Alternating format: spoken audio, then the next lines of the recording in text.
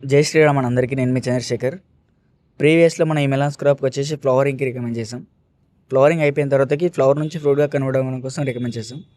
ఈరోజు వచ్చేసి తోట వయసు 30 డేస్. ప్రీవియస్లో మనం 19 డేస్ అప్పుడు వీడియో చేసాము. ఇప్పుడు వచ్చేసి 30 డేస్.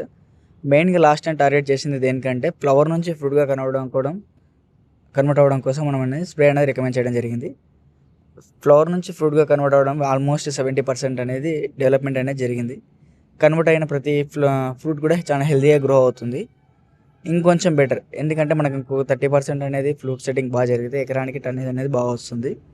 దానికోసం మనం మళ్ళీ ఫ్రూట్ సెట్టింగ్ కోసం, దాంతోపాటు గ్రోత్ కోసం, ఫ్లవరింగ్ కోసం మన స్ప్రే అనేది రికమెండ్ చేయడం జరిగింది.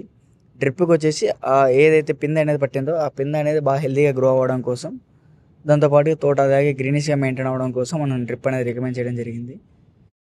ఇప్పుడు ప్రజెంట్ తోటలో వచ్చేసి ఎలాంటి త్రిప్స్, పురుగు అని ఏది లేదు. లైట్గా అక్కడక్కడ ఊజీ అటాక్ అవ్వడం జరుగుతుంది. దాంతోపాటుగా తెల్లదోమ అనేది హెవీగా ఉంది. వాటిని కంట్రోల్లో ఉంచడం కోసం మనం స్ప్రే అనేది రికమెండ్ చేయడం జరిగింది. ఇంకొంచెం బెటర్ వీడియోతో నెక్స్ట్ వీడియోలో కలుసుకుందాం. బాయ్.